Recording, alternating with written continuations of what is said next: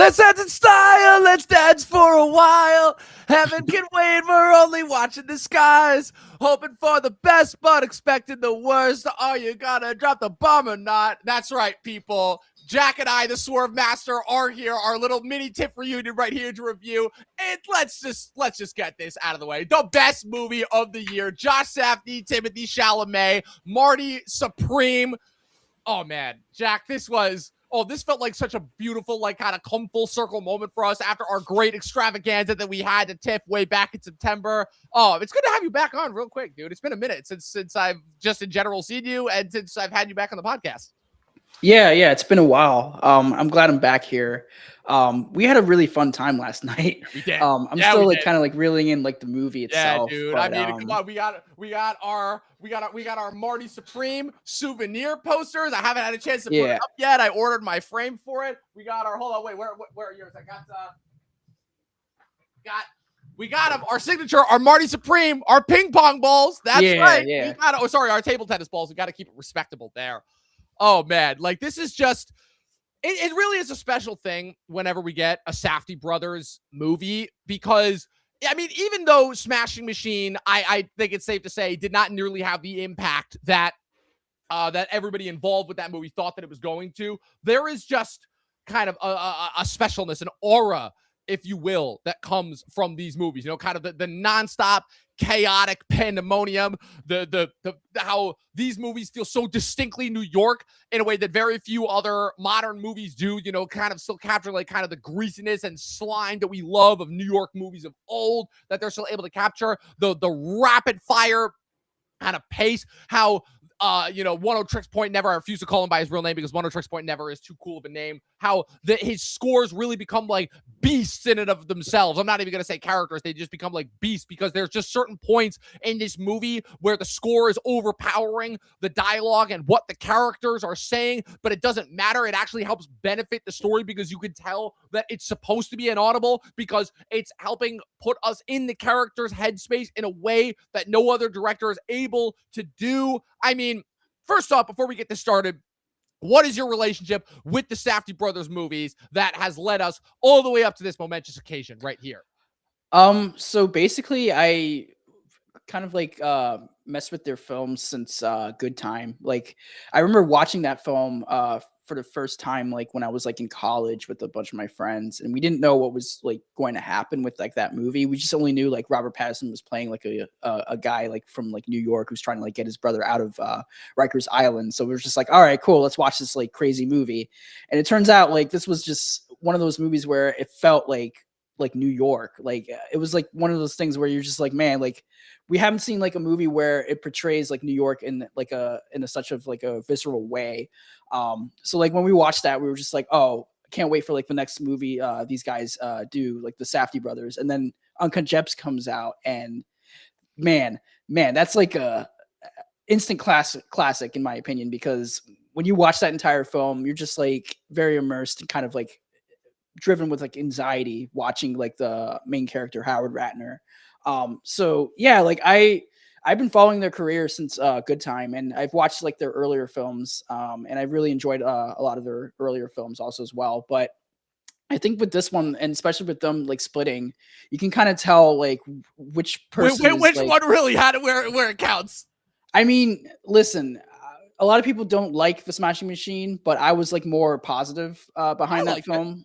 Yeah, I liked it too. But I know Benny was more of like the weirder like director, and he has like more like weirder sensibilities compared to Josh, who's like very like lived in with like the New York aesthetic. Yes. So like watching this right away, you're just like, oh, this feels like Uncut Gems. This feels like a Good Time.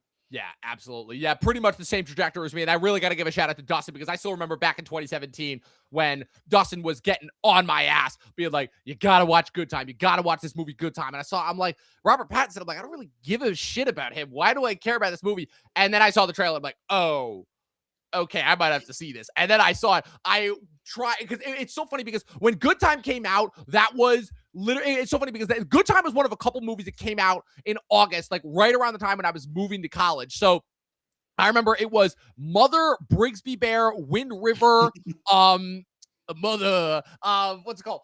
Ingrid Goes West and Good Time were all the movies that were coming out in August. Low key baller August and back in 2017. And so I wasn't able to get to a theater to see it, but I watched it as soon as it dropped online. It dropped online, I want to say beginning or middle of September, and I watched it immediately. One of the first movies I watched in my dorm room away at college. I did my first 2 years of community college. So I was a transfer junior, and I was just like, whoa, like that was a ride, unlike one that I've ever seen in any movie. And then I found out their next movie was going to be with Adam Sandler. And I'm like, wait, are these guys going to finally give us the Adam Sandler performance that every Sandler fan kind of always knew he was capable of giving, but they're going to give it to us in the biggest way possible. And boy, did they. Again, Dustin and I, we teamed up. We made our way down to New York Film Festival that year. It is the Uncut Gem story is still one of the greatest movie-going experiences of my life. Seeing it at New York Film Festival, briefly meeting Benny and Josh and Ronald Bronstein right before the screening started when I came out of the bathroom, sitting right in front of Silvio Dante himself, Steven Van Zandt, the great Steven Van Zandt. And that movie just, oh man. Everybody who's seen Uncut Gems already knows. We're not here to talk about Uncut Gems. But, I mean, it is important when it comes into this movie because obviously, again, the reason for why, the Safdie brothers split happened. Well, I mean, sorry. Let me rephrase that. The Safdie brothers splitting up kind of is the reason why we went so long without getting any of their movies. Like, obviously, COVID happens the year after, but then we start to emerge from COVID, and we're like, okay, when is the next Safdie brothers movie going to happen? For a while, it's rumored that they're going to do this Netflix movie with Ben Affleck and Adam Sandler, something about a stolen baseball card, and then that kind of ends up going away. Then the split happens between them, something about an intern of theirs that was assaulted by a guy they were working with that then ultimately, I think ultimately comes from they just wanted different, like, creative directions. Benny was already talking to The Rock about doing the Smashing Machine back in 2019. I mean, while Josh and Ron, that not only are they doing this movie, but also you got them producing another movie that we watched together that I still have to rewatch. Bronstein's wife, Mary, directs If I Had Legs, I'd Kick You with Rose Byrne, which is also being hailed as one of the more weird, off-kilter, but just absolutely batshit insane A24 experiences of this year.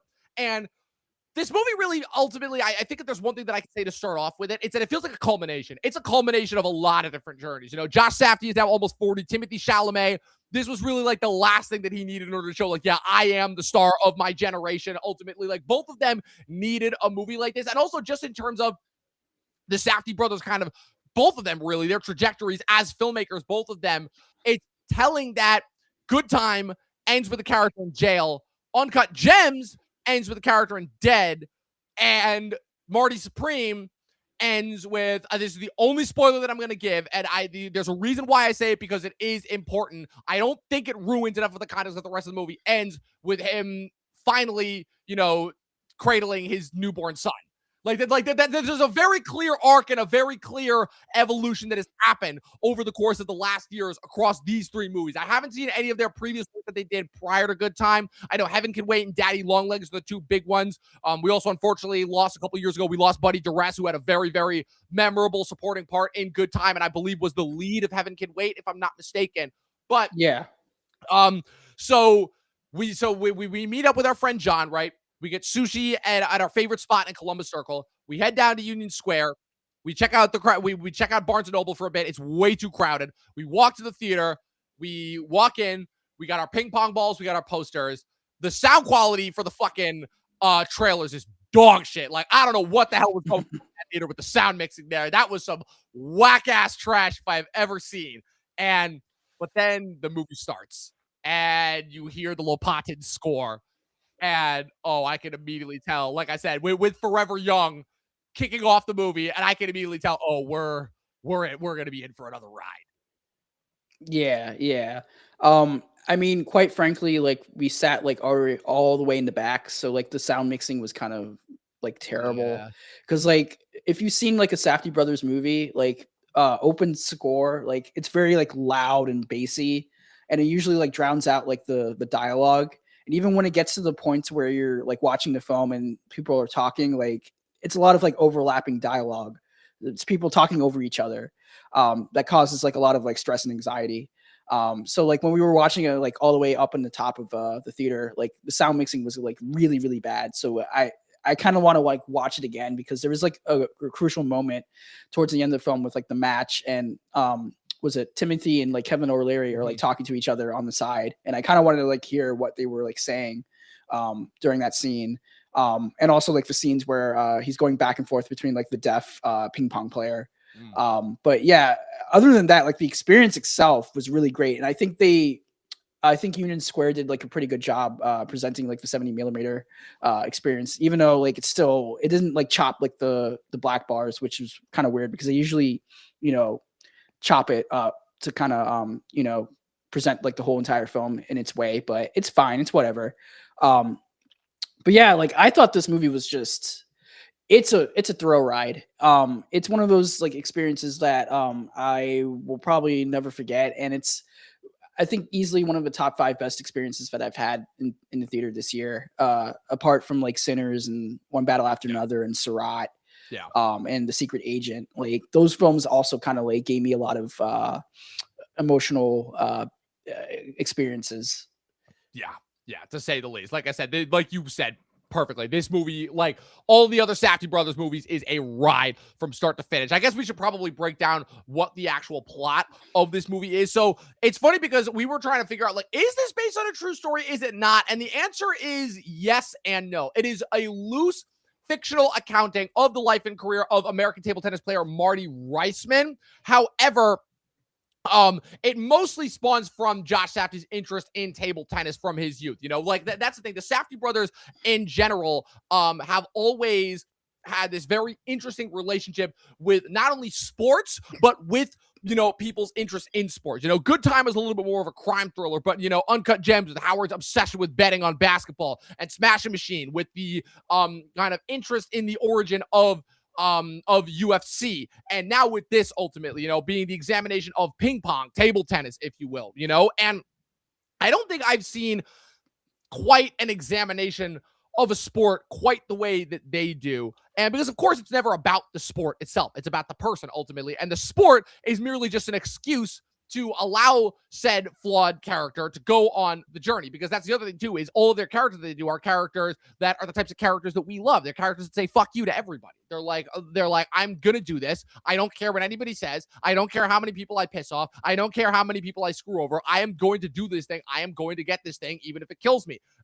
But what's interesting about Marty that separates him from somebody like Howard Ratner is a sense that, unlike Howard Ratner, who you could pretty much tell was he knew that he even had a moment where he broke down crying. He's like, I'm a piece of shit. I suck. I'm the worst person. I'm just doing this. I'm chasing a high that I'm never going to be able to replicate. Marty's like, no, I genuinely believe that I am the best. I am doing all of these things because I genuinely think that I have a chance of becoming the greatest at this one thing. I have a chance to, bring this sport that has really not been a thing in the States to here. And while a more traditionalist movie, I guess you could say, would have gone much more so in depth with like the semantics of table tennis, that's just the impetus that we need in order to send Marty off on this absolutely wild ride that takes him from, what's it called?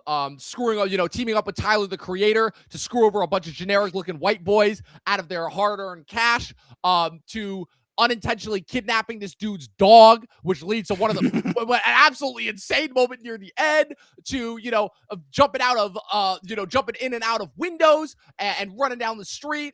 And also, like I said, we talked a lot about Timothée Chalamet. This is also a supporting cast that includes Odessa Azion, Gwyneth Paltrow, Shark Tank's Kevin O'Leary, Tyler, the Creator, Abel Ferrara, the director, and there's a bunch of other people that end up popping up in this movie that I was not expecting at all either. You've got, I've got the cast list right here. Fran Drescher as his mother, Sandra Bernard, Tyler Okonma as what's it called? Oh, sorry, that's Tyler, the Creator. I'm an idiot. What's it called?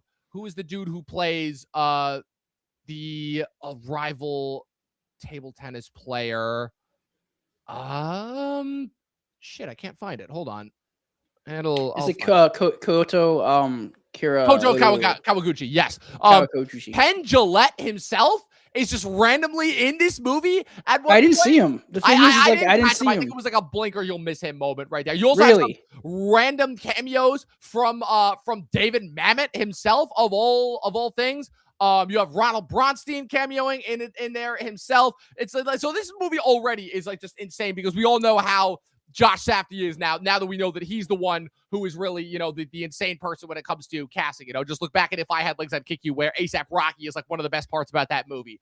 But so all of this is surrounding Marty, who is, like I said, he is on this mission to make it to Japan ultimately to compete in the World Table Tennis Finals after he ultimately loses to the champion, that being Endo, who is a survivor who lost his hearing as a result of serving in Japan during World War II. This movie takes place in New York in the 50s, which I think is also really interesting in the sense of how they're continuing to explore different areas, different avenues of New York at different time periods. And it's really interesting how he's able to still replicate that signature Safdie feel in the 50s, which I feel like is usually more of like more usually represented as like a squeaky clean. Like this is, I feel like a 70s-esque vibe applied to a 50s set movie, if that makes sense. Yeah, I mean, it totally makes sense. Even though like when you're watching it, you're just like, wait, this is the 50s and people are talking like this? Like that's crazy. Yeah, it's pretty nuts, but it's a lot of fun. It's a hell of a lot of fun. Yeah. Oh man, so you were the one who took notes. So like, what do you got next? Oh no, because like also like when you like drill into that, like there's some like dialogue moments where you're just like, oh, that's fucking crazy. Like that's wild. Like was it like awesome, Timothée would like say that, like, but that's what makes it even more awesome when he says that you have to remind yourself. Yeah, right. This is the 50s. That makes what he's saying even more taboo because now we're used to shit like that. Right. Yeah. No, it's funny because like he's being like very anti-Semitic in some moments, but like also at the same time he's just like, nah, like, but I'm also Jewish. The moment in the beginning where he is just straight up just insulting Kevin O'Leary nonstop. He's like, yeah, I'm gonna pay for that whole table. I want to pay for that whole table, that whole dinner, and it's just to get Kevin O'Leary to come over. And I love too, again, just in terms of the genius cast, where they have Kevin O'Leary as the asshole uber billionaire, and I'm like, oh, so just perfect cast. They just have Kevin O'Leary play himself in real life. Okay, this is also the same dude that has said that AI should replace regular, AI robots should replace regular workers as a means of cost cutting and saving money. So so like I said, they are very deliberate with the casting here, if you will, but it shows that Marty is somebody, again, his smart mouth that's going to get him in trouble ultimately, and that's kind of part of it because there's a little bit of some karmic retribution there where after he insults the ever-living shit out of Kevin O'Leary, where Kevin O'Leary says that he, his son died fighting the Japanese during World War II, and Marty laughs at it, like straight up. Like there's just some gobsmackingly spectacular one, like the scene where he ends up sleeping with Gwyneth Paltrow, who is a sultry, wasp-ish 1930s actress. And literally afterwards, she's like, oh, I don't feel that you are old enough and responsible enough. She's like, I'm old enough because I fucked you on your lunch break in between sets and everything. Like just some absolutely awesome one-liners right here. Yeah, and I'm still thinking about that line where he's just like, I drop a third bomb on Japan. Yeah. I was like, what the hell? This movie rules. Yeah. As soon as he said that line, I'm like, number one of the year. Absolutely. Yeah. Well, yeah, that whole interview scene where he's just like, he's doing like an ESPN like interview and he's just like saying like crazy shit to kind of like ham up like the whole entire like interview. And then he sees Gwyneth Paltrow like walking by and tries to kind of keep himself together, but like that whole scene was also really funny, and like there's just a lot of like great moments where like Timothée Chalamet is like doing like a high wire act. He's constantly like trying to make like the character feel more like realistic, even though like his character is like very egotistical and like he's full of himself and he's trying to like get what he wants, but like also at the same time he does have like humanity in him, even especially when you do get to like to the end of the film. But yeah, like I really loved like the whole entire like vibe of this film. And sure, like some people will say that like this is kind of like a retread of like Uncut Gems or Good Time, where it is following kind of like the same structure of this character having like a really bad time, and he wants to like achieve his goals, but like he has to like constantly get into like really bad situations where the situations either help out in him in the end of the film, or like it's the other characters who have to like face their baggage that's caused by the main character. But this was kind of like a little bit different because now you have Marty, who he actually cares about like the people around him, but like it's just the way he's like interacting, like acting out is what's truly like killing him inside, in my opinion. Yeah, I agree. It's really interesting where Marty is, despite the fact that he's kind of doing all of these things, he doesn't see himself ultimately as the bad guy. And the movie does this really tricky balancing act where somehow, despite the fact that Marty is being presented as a rogue, a rebel, a rabble-rouser, a troublemaker, the movie does this really impressive balancing act where it somehow makes it that the rest of the world kind of is the problem. And I don't know if that just has to do with the filmmaking or just like kind of how our perception of institutions, you know, people like, it's safe to say that like people like us have always had a very, very healthy skepticism of institutions and the people who are able to profit from and rise to the top of those said institutional levels. But now I feel like in the wake of, let's face it, in the wake of Epstein and everything that's happened there, where we're basically told, oh yeah, every single thing that we always thought about these people and the way that they operate, kind of, you know, their little private social clubs that they've had, oh, that's all true. You know, now I feel like it's in a way where this was kind of the perfect time for a movie like this, where you have ultimately a character who is simultaneously trying to grow, trying to mature, trying to progress and, you know, actually do something with his life. And the world is just not letting him, you know, where it feels like as soon as he loses that initial match, the Safdies are so good with doing this because every one of their movies, it's very, very similar to Uncut Gems in the sense of where, again, as soon as Howard gives the gem away to Kevin Durant, his whole life falls apart and everything that just can go wrong does start going wrong. And that's kind of exactly what happens here when Marty loses that first tennis match and he gets back to New York and immediately is almost arrested for stealing the 700 from his uncle, which, as he rightfully states, he's like, look, you owed me that money ultimately. Like, I worked my ass off for that money. I earned that money, you know? And like, yeah, it's a little bit of a semantics argument, especially when it turns out that he's right. He's like, you know, how much is he paying you to the cop that's arresting him?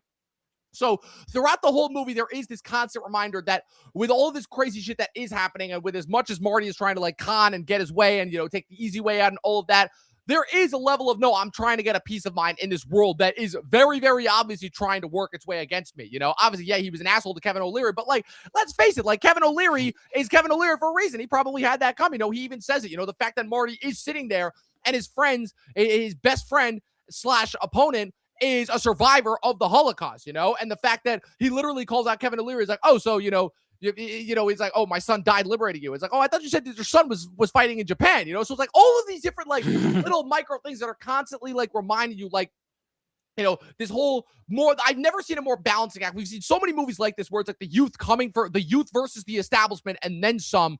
But this is one of the first movies ever where, again, I have to assume that it's because of the timing where the cracks in the establishment have never, ever been more apparent and obvious. Yeah, I personally agree. And I think also at the same time, it's dealing with, you know, achieving greatness in a time where when you say it out loud, people are going to like come at you. Yeah. Because, you know, if you say it, you're just like, oh, this guy's, he has like an inflated ego. He's like full of himself and, you know, et cetera, et cetera. But like, it's actually translating to now where you're seeing Timothée Chalamet kind of like play the character up in real life and people are coming at him for, you know, being like this guy who's like very confident in like his works and like the way he's like acting out in his films. So like when I watch this movie and then I see like his interviews, I'm just like, yeah, I get it, because like he has an entire filmography to back it up. Yeah. So you can't really argue about that, you know?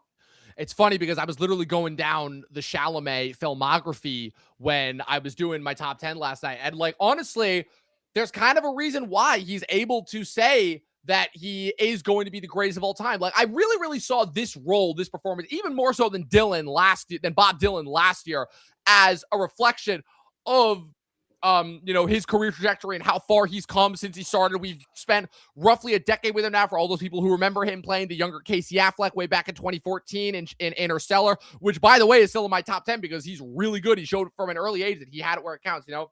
Interstellar, Adderall Diaries, Call Me By Your Name, Hot Summer Nights, and Lady Bird all in the same year. Beautiful Boy, the unfortunate Woody Allen movie that he did, Rainy Day in New York, The King, Little Women, French Dispatch, Dune, both parts, Don't Look Up, Bones and All, Wonka, Complete Unknown. It's all been leading. And like this movie, when I say this movie feels like a culmination of an entire body of work, when you look at what this kid, and it's so funny me calling him a kid considering that he's 2 years older than me, he's going to be 30 in like 2 weeks. When I say what he has pulled off over the course of a solid decade, like I don't even think DiCaprio who is the kind of movie star that he has been so often compared to, and the movie star that he will be directly competing against for the Best Actor Oscar, because while he will not win, I don't think he is most definitely going to get a nomination for this.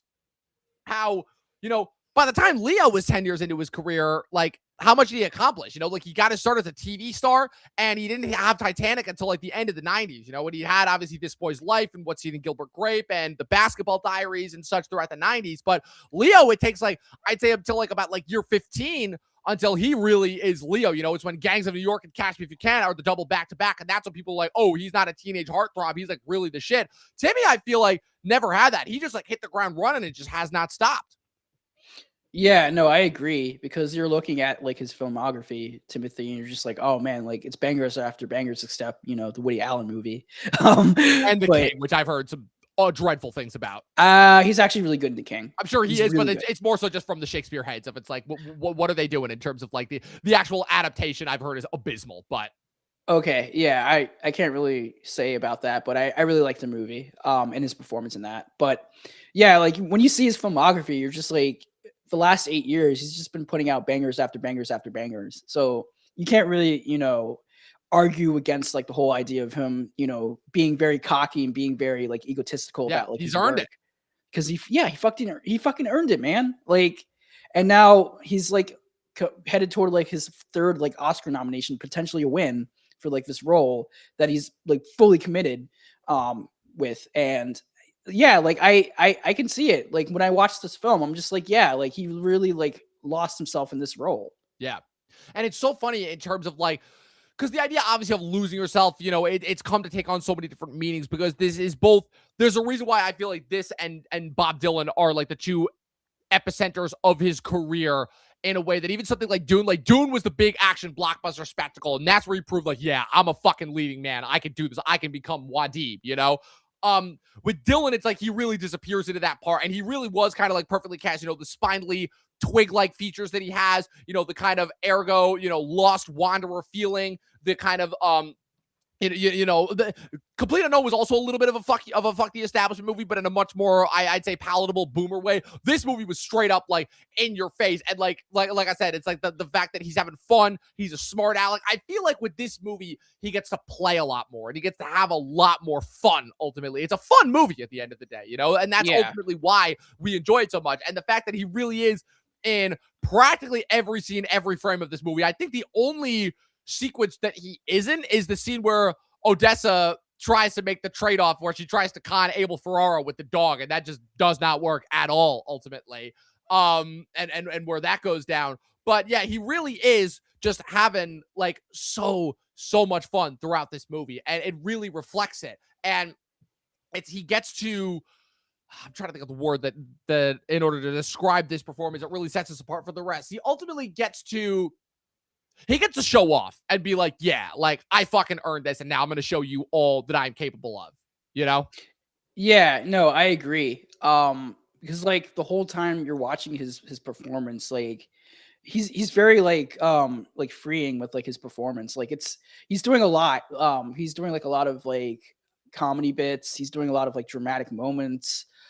His physicality is great, especially when he's playing like ping pong with some like the match sequences. The ping pong sequences are awesome. Yeah, he's running like outside of the streets, away from like the cops, and just like there's a lot of like great like moments in this film. And he's playing off with like different like weirdo characters and like cameos, especially like Tyler the Creator, like who his character, it comes like in and out of like the narrative, but like when he shows up, you're just like immediately like, oh shit, like it's Tyler the Creator, and then he just loses himself also in the role. Yeah, especially when he just like says like, I'm a taxi driver, like I got like beat up by like this guy earlier today, and now I'm here just like playing ping pong, and I love you guys. And yeah, like it's just a wonderful like experience. It's one of those films where you're just like watching it, you're just like, man, like I miss movies that like feel like this, like that actually feel like something that is made by an actual human, and people who actually like care about like the city and like the sports and like the whole environment. Yeah, it feels like, and I hate using this term, but it's so true, this movie feels like a real movie. It feels like a real movie made by real people who genuinely care about the art form in all of its presentation. And when people wonder why we consistently come back to and praise people like the Safdies, like Robert Eggers, like Zach Krieger, like all these new up and coming millennial / late Gen X filmmakers that are popping up now, the reason why we keep coming to the Ryan Cooglers of the world is because these guys understand in a way that very precious other few filmmakers have in the past. They understand why us film bros keep coming back to the medium, why it is we keep coming back day after day, why we want to see the shit presented in a theater on its biggest form possible, why and it's funny because I've tried to get family members of mine to watch Safdie brothers movies in the past, and they just can't. They're like, it's too chaotic. There's too much going on. We can't focus. It's just nonstop pandemonium. And so I guess that's why the Safdies have a very, very specific millennial / Gen Z feel to it, because you have a filmmaking process that ultimately lends itself more to an audience that has less of an attention span. But in a way that kind of works, because I think that it's also a thing of as to how they write their characters and how they code their characters ultimately. Like I said, their characters are all guys that are throwing up the middle finger to society. I literally have it written. It's a major plot point that I have written in my review, which is that this whole movie shows ambition at this young of an age is going to appear as a fuck you to the establishment, because that's how it works. Like survival, Darwinism, the new replaces the old want to hold on to and maintain their slice of the pie they've achieved. Timmy / Marty, because like I said, the lines are becoming very, very blurred here, understands this in a way that no one else in his age group does, and he's been taking fully advantage of it, which is why he is the star of his generation, who just so happens to have the talent to back it up ultimately. Yeah, right. And it's just really about like individualism. Like the whole film is basically him trying to like get away from like all these people who were telling him like, you can't do this, you can't do that. You have to stay in this place. You have to stay in this job. You have to, stay where you're at. And like Marty's just like telling everybody like, fuck you. Like I want to do whatever I want to do to like succeed and achieve my goals. And when I do achieve my goals, like I will be set for life. And he sets sail for that. And this is one of those films that like it's really needed right now in our times, because a lot of us are kind of like stuck in the same like hive mind spot of just like, oh, we need to get this job, we need to get like this place, and it's supposed to be helpful for our senses, but really like we don't have like a path to choose of our own. And I think this movie really like signifies like that entire like notion of just being yourself and trying to like achieve your goals that need to be like achieved. And sure, it might be unachievable, but you could actually compromise or actually get out there and do things that you want to do for your life, and it will actually like help you out in the long run. It's so interesting that you mentioned the term hive mind real quick, because as we are recording this review, there is currently an Apple TV Plus show going on. I don't know if you've heard of it. It's called Pluribus, made by a guy you may have heard of him, the one and only Vince Gilligan, which is dealing with this exact thing, this idea of how do you maintain your individuality in a world that is becoming much, much more increasingly easy to give that up in, where it's just come join the hive, be complacent. We're going to take care of you. We're going to provide for you everything. All you have to do is just give up the one thing that makes you human, your individuality. All you have to do is give that up. And it's so funny how this kind of continues that idea of the, it's so funny. Chris Rock said it is comedy said years ago, married and bored or single and lonely ultimately. And that's kind of literally exactly what it is, where it's like you can either become part of the hive and it'll be boring, but you'll be safe, comfy, and you'll never have to worry about anything. Or you can keep on this track of individuality. You'll have your autonomy, but you're going to be lonely as hell during it. And it's funny how Marty is trying to have the best of all worlds, right? He's also balancing out a woman who is pregnant with very, very obviously his kid, this side relationship with this sultry wasp actress who he's literally only doing as a fuck you to the establishment. This crazy fucking violent dude who's chasing after him because he lost his dog. He's doing all of this in order to try and like supposedly provide a better life for his mother, although I don't know how actually serious he is about that, and all of this is to say that at the end, it results in probably, I would say, my favorite ending of it, because the whole time going into this, I'm wondering, I'm like, oh no, When's the final twist going to happen? What's going to happen next? Because we've been trained at this point to know that like there's always going to be some shit that goes down. Every time they come close to a resolution, there's going to be some bullshit that happens that prevents them from getting there. And I mean that whole sequence, both sequences at the farmhouse are just like, what the fuck? Yeah. Yeah, like it's very hypnotic, but also you're watching it and you're just like very intense. And I actually really like the whole like story between like Marty and Odessa Zion's like character. Yeah. Because Especially like because it that goes goes. so many different directions that I was not expecting. Yeah, right. I didn't expect where it was going. Especially the long stretch where they're just together and they're trying to like figure out how to get the dog back or find the dog Yeah. back. I thought like those scenes were like really interesting. And then just going back with just the whole idea of like Marty trying to like get to like Japan so he can defeat his arch nemesis. Like that whole drive really kind of like brought the film together. And that's usually like the motif you see in like Safdie brothers movies. You're trying to like find out and figure out how like this character is going to achieve his goal or their goals of success. But yeah, this was just it was like intense.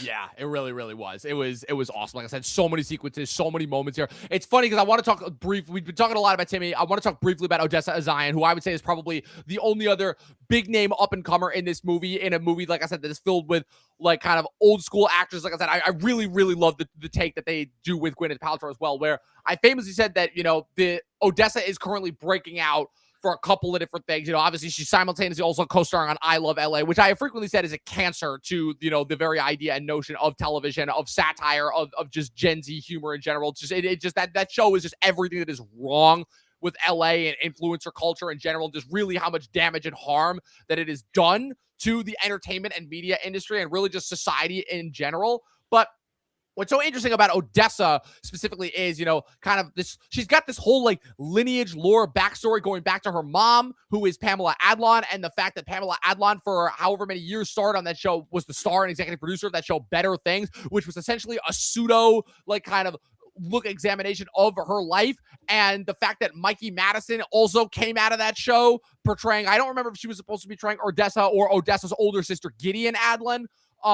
But so you have somebody who is kind of the product of all of this different kind of baggage, celebrity baggage, who is doing the best that she can to differentiate herself. It's kind of one of the few instances where a Nepo baby is trying to actually make it on her own, quote unquote, where she ran away from home. She was actually living with Mikey Madison, I believe, for a little bit. She purposely took her dad's name, not her mom's name, so that she could be differentiated. And now I would say that she is really kind of proving herself as an actress, because I would say that she is the only good part of I Love LA. She's the only like remotely relatable part, and just her back and forth that she has with Timmy in this movie, because her character so makes you think that she's gonna be like, for lack of a better word, the wet blanket character that's holding Timmy back, and then you see by the end, you're like, oh no, not at all. Like quite the opposite. She is just as much as a con artist, of a daredevil, of a manipulator as he is, because Timmy is going on the whole movie about how he's like, she's always doing this. She's been manipulating me like this since we were 8 years old. And we don't really have any evidence to back that up until something happens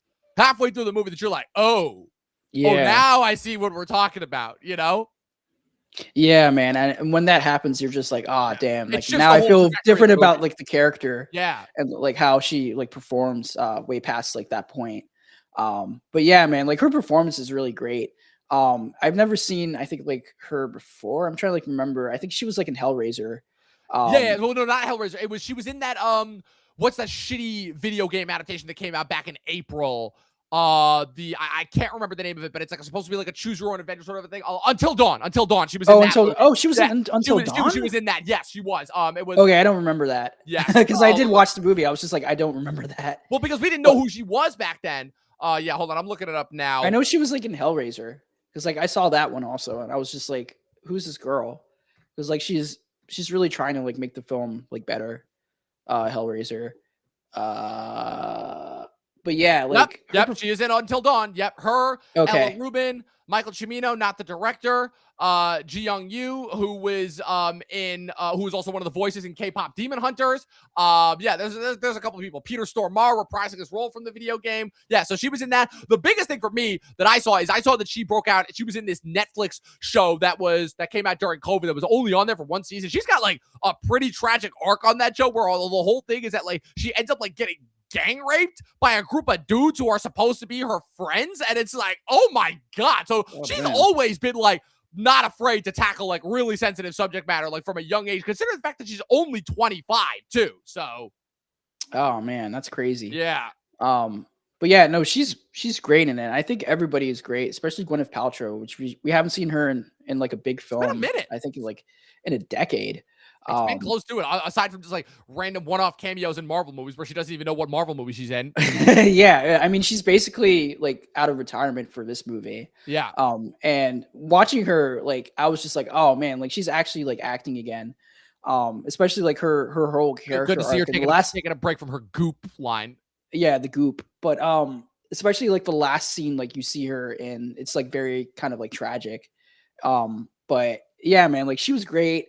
I really like Tyler the Creator, even though he doesn't Yeah. have a lot of stuff to Real, do. real quick, just circling back to the Gwyneth Paltrow arc. I mean, Gwyneth Paltrow is ultimately the reason why she's ultimately such an important character, and the third of like that kind of trifold with Timmy, and why it's funny how Odessa and Gwyneth are kind of balanced out, and there's a reason why those two really never have any interaction across the entirety of the movie about how those two are balanced out, because Gwyneth character is everything that Timmy is trying to not happen. She ultimately, he even said it. He's like, she did cash out. She did settle up. She chose comfort and complacency over the idea of actually really going for it. And it shows at the end where she, you know, she got her rich husband to bankroll this whole play so that she could live out her dream, only to result in a bad review, which like her entire world is just destroyed ultimately. Right. Like that Yeah. character is very, very, very important, and not just another kind of a dalliance for Marty in this movie. Yeah, no, I actually saw that when I was watching it. I was just like, oh, this is actually kind of like balancing out what Marty is not want to be, but like how society wants him to be Right. if it does eventually get to that point where he does Right. get successful. He just like cashes out. And it's also another thing when he's uh being like humiliated by the fact that like if he does cash out, like he has to like do these like senseless jobs, especially Yeah. with the whole Kevin O'Leary business deal section where in like the beginning of the movie, like he loses the match and then he has to like take a job for like the Harlem Globetrotters, and it's like Right. very humiliating They because literally like have him doing ping pong with a freaking and losing to a seal. a Like seal, a seal a of all fucking things. seal. A fucking seal. Like, Right. And sure, like the history behind like the Harlem Globetrotters is like really fascinating, especially around this time. But then once you also kind of like dig deep about like their history and like how like the whole thing is just basically like a circus act, you know, a modern minstrel show, if I really have to like yeah. put it out there. It's sad, honestly. Yeah, sad. But once you see like Marty do like the same thing as like the Harlem Globetrotters, it's very like dehumanizing. Especially when you're like following his character and you really want to like root for him, and he has to like take this job because he's broke and he has to like, you know, support his mother and like his family. But yeah, it was just really interesting. And then you go back to like his arc when he gets back home and he's trying to like, you know, continue on with like his goal of like going to Japan to like beat the Japanese ping pong player, and you're just like very like fascinated and like very like lived in with like the whole experience. It's an underdog story at the end of the day. There's a reason why it goes all the way back to Rocky. We always are going to root for underdogs in some way. And it shows that, like, again, he went out of his way. He still got all this money. He took this humiliating, debasing thing after he lost the championship, only to come back and have his scumbag uncle, who is yet another figure who wants to have him completely like stuck in complacement, you know, just take all of his money, you know, when his uncle owed him that money that he literally had to rob him for to begin with, you know? Yeah. But even then, like in the beginning, when he's just like talking to like his uncle and they're arguing about the money, the last line is just like, I love you too. It's like very like there's Jewish. a lot of that. It was a lot of like, you know, bear. It's like, oh, fuck you, I love you, I'll see you tomorrow. Yeah, there's a lot of that right. throughout this movie. Yeah, I know. It felt very real. Very, very real.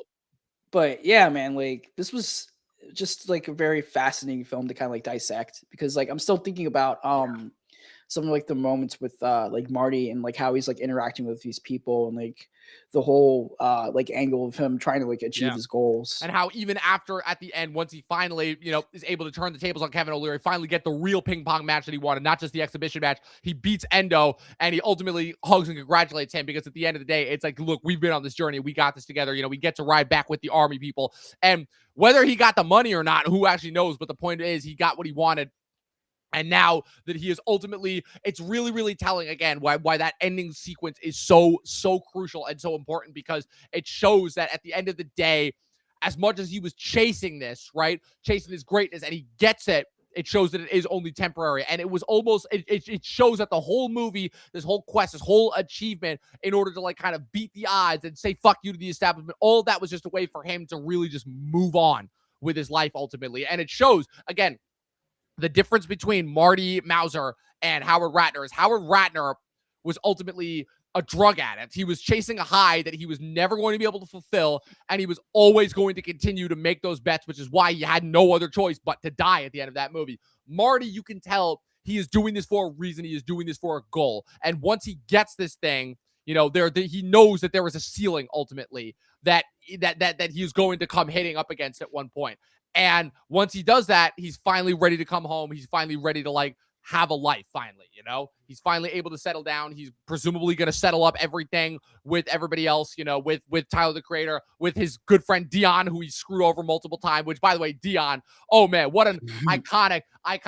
So I just wanted to give a shout out to those actors as well. The guys who played Dion and his dad,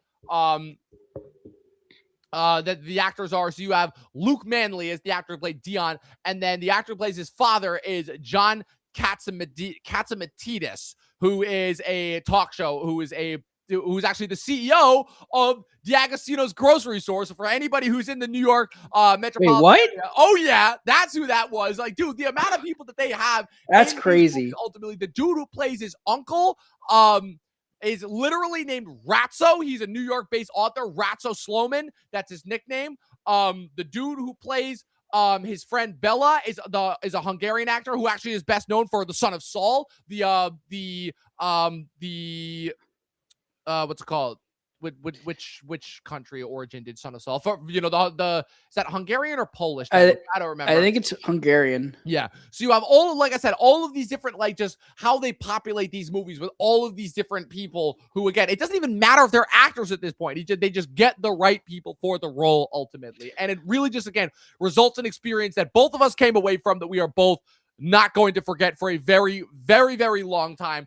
The only thing that I want to bring up before we get out of here is this movie's Oscar chances. And like, this movie's getting everything, right? Picture, director, actor. It's got to get a screenplay nomination. Like all the technicals, score, editing, cinematography. If there was a soundtrack option, it should get a soundtrack. Like, oh man. I think score, I don't know if it's like safe because it's flipping between that and Surat. But I think also best actor, but I don't know about best supporting actress. I'm still thinking about that because we haven't really seen like the big push for either like Gwyneth or Odessa Zion. Right. Even though I think Gwyneth got the nomination. Yeah, I believe that it's Gwyneth got the Golden Globe nomination. Yes. Okay. Yeah, so we're still not entirely sure if they're going to like push Gwyneth or Odessa Zion, because if they do both, then it's going to split. It's kind of like the same thing with like the Sentimental Value girls. Right. So yeah, I'm not sure about that yet, but picture is in the works. Original screenplay, editing probably. I mean, Josh Safdie has to get a nomination, right, for director. Right. I think so. I think he's sort of safe. I'm not completely sure. I don't know if he's still like number 5, number 6, because you also have to like take into account like Jafar Panahi. I think he's. Oh no, Jafar Panahi is a lock to me at this point. Like he's getting a nomination. Like, it's just a matter of right. And so, like I said, my locks are Paul Thomas Anderson, Ryan Coogler, Chloe Zhao, Jafar Panahi, and then for me, it's just to see honestly if that 5th spot is going to be Josh Safdie or Joachim Trier. Honestly, I think Chloe Zhao. I don't know. It's weird because like Hamnet came out. Yeah, there's still people talking about it. Not been getting the reaction that they were expecting that movie to get. Yeah, I mean, because it's probably like still in it's still in limited. It's only like Mm, okay. 700 theaters right now, so it's still like coming up with like the word of mouth. But even then, like I haven't really heard a lot of people kind of like stick with like Hamnet as far as like, oh, this is like top 3 like best picture, or I mean we're still talking about like Jesse Buckley sweeping, but Right, yeah, but I mean, as far as the conversation around that movie goes, it's primarily Jesse Buckley and Paul Mescal coded, but not so much about Chloe Zhao. And the movie is basically a lock for Best Picture at this point. But I feel like of all the things that people are talking about, they're not talking about Chloe Zhao. That's why I'm not even necessarily. yeah. I know I just said that she's a lock, but like I could also see her getting knocked out as well. It's really going to depend on like where the reception goes, because sentimental value to me has just been like wiping the floor. I feel like as far as that goes. Right, and also you gotta go like, hey, like they have to name a woman, unfortunately. You would think, but was a woman nominated last year? Was a woman nominated in 2022?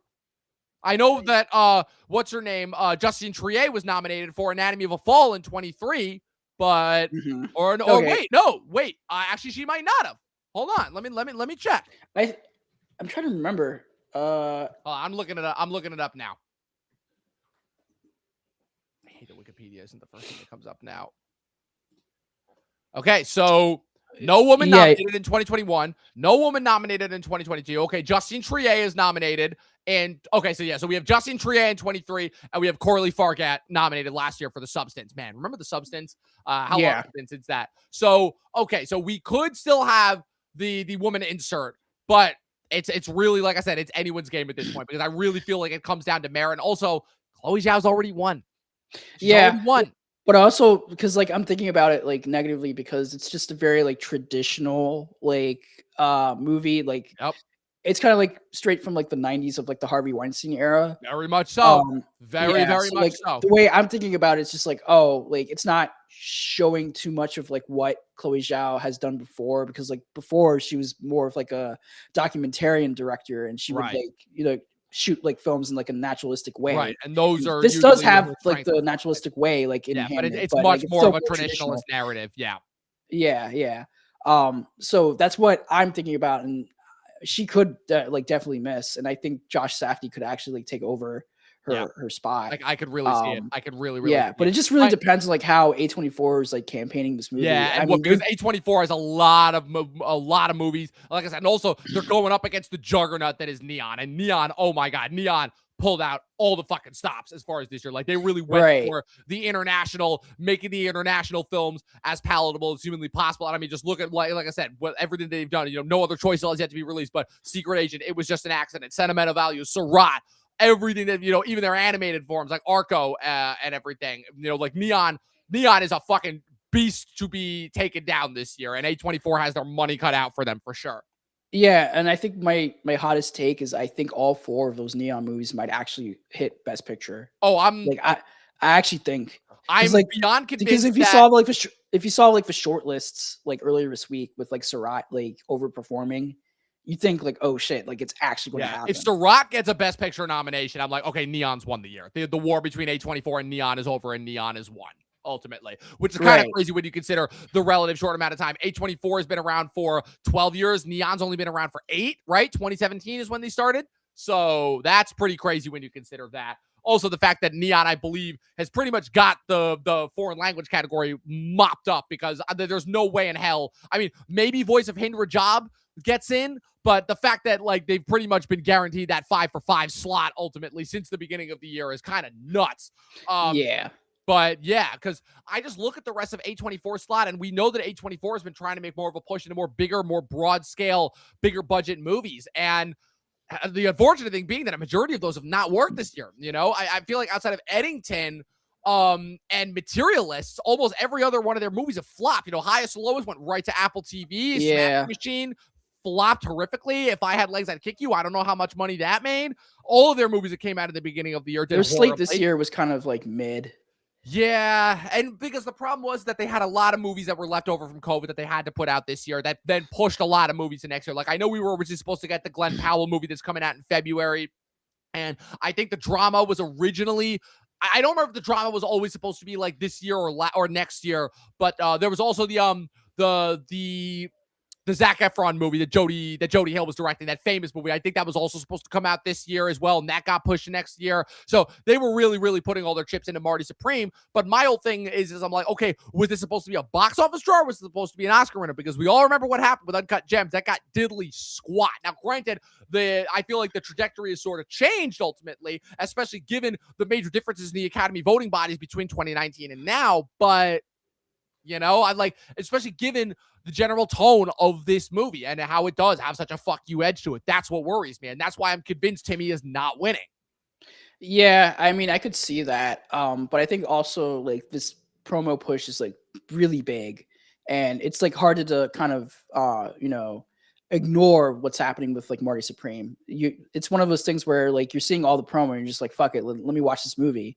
And it could either go the other way for some, voters in the Academy. So I'm hoping. But also I think some of them were very like sympathetic and empathetic with the whole idea of them missing out on like Uncut Gems the last time around. We can hope because, like I said, I think it's safe to say that of all the biggest snubs of the last decade, Jake Gyllenhaal being among them, like the whole Uncut Gems just lockout was just, a lot of people have rightfully cried like just how bullshit that was. So with that being said, like I said, we're at just about an hour, so we're getting about that time. Final thoughts, star rating for Marty Supreme. Instant 5 out of 5. Easily like the top 5, one of the best films of the year, and it actually pretty much wraps up my entire film journey of this year. I thought this was just like utterly fantastic. I'm just so glad that I was able to like catch this movie in theaters with a bunch of people who were actually like very paying attention to like this film compared to like watching it in my hometown where it's just like middle of nowhere. Yeah, people just like being disrespectful with like the whole art form. Just watching it here in the city was just like really, really nice. It really I'm is glad I caught it. Yeah, it's good to see the New Yorkers still do have a respect for the medium of filmmaking in general in a way that almost no place else really does anymore. Right. Yeah. So this was just fantastic. I have not a lot of like negative criticisms. Any micro nitpicks or flaws with this movie can easily be addressed away. This is the easiest 5 out of 5 that I've given to a movie. And now that I think about it, it might be the only 5 that I've given this year, because famously I did not give Sinners or One Battle After Another 5 because there were still like some micro flaws that I have. So I think this might be the only 5 that I've given so far this year. I might have to check back. Oh no, wait, I think I gave No Other Choice a 5 as well.